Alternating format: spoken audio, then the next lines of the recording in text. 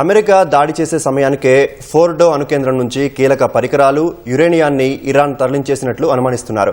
ఈ నెల 19, 20 తేదీల్లో రాత్రిపూట భారీ సంఖ్యలో ట్రక్కులు, ఇతర వాహనాలు బారులు తీరినట్లు ఉపగ్రహ చిత్రాల్లో కనిపించాయి. ఖచ్చితంగా దాడి జరగొచ్చనే అంచనాలతో వీటి తరలింపునకు రుజువుగా చెబుతున్నారు. అమెరికా దాడికి ముందే ఫోర్డో అణుకేంద్రం నుంచి కీలక పరికరాలు, యురేనియాన్ని ఇరాన్ తరలించేసినట్లు భావిస్తున్నారు. ఈ నెల 19న 16 కార్గో ట్రక్కులు అణుకేంద్రం సొరంగంలోకి ప్రవేశించేందుకు సిద్ధంగా ఉన్నట్లు ఉపగ్రహ చిత్రాల్లో కనిపించాయి. 20న అక్కడికి కిలోమీటర్ దూరంలో చాలా ట్రక్కులు ఆగి ఉన్నట్లు గుర్తించారు. ప్రధాన కేంద్రంలోకి వెళ్లే మార్గంలో కొన్ని బుల్డోజర్లు కూడా కనిపించాయి.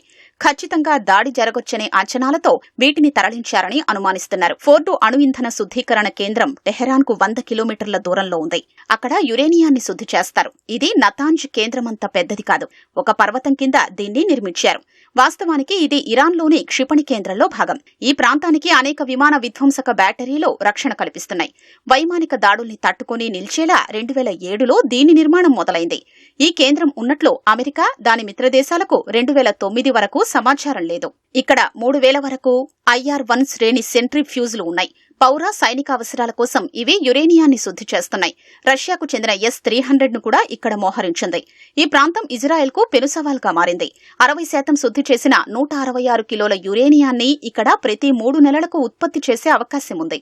నతాంజ్ అణుశుద్దీకరణ కేంద్రం ఇరాన్ రాజధాని టెహరాన్కు ఆగ్నేయంగా 220 కిలోమీటర్ల దూరంలో ఉంది. వైమానిక దాడుల నుంచి తప్పించుకునేందుకు ఈ కేంద్రాన్ని భూగర్భంలో నిర్మించారు. వేగంగా యురేనియం శుద్ధి చేసే 50,000 వరకు అణు సెంట్రిఫ్యూజ్ యంత్రాలు ఇక్కడ ఉన్నట్లు అంచనా. యురేనియాన్ని 60% శుద్ధి చేస్తుంది. బాంబులకు కావలసిన స్థాయికి ఇది చాలా దగ్గరగా ఉంటుంది.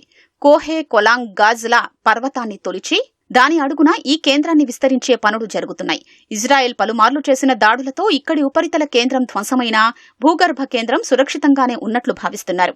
ఇస్ఫహాన్ అణు సాంకేతిక కేంద్రాన్ని చైనా సాయంతో 1984లో ప్రారంభించారు. ఇది టెహరాన్కు 350 కిలోమీటర్ల దూరంలో ఉంది. ఇక్కడ 3000 మంది అణు శాస్త్రవేత్తలు పరిశోధనలు చేస్తున్నారు. చైనా ఏర్పాటు చేసుకున్న 3 పరిశోధక రియాక్టర్లు, ప్రయోగశాలలు కూడా ఇక్కడున్నాయి. ఇరాన్ అణు కార్యక్రమంలో కీలకమైన యురేనియం కన్వర్షన్ కేంద్రం, అణు ఇంధన ఫ్యాబ్రికేషన్ ప్లాంటు ఇక్కడే ఉన్నాయి. యురేనియం కన్వర్షన్ కేంద్రం భవనాలపై ఇజ్రాయెల్ ఇప్పటికే వైమానిక దాడులు చేసింది.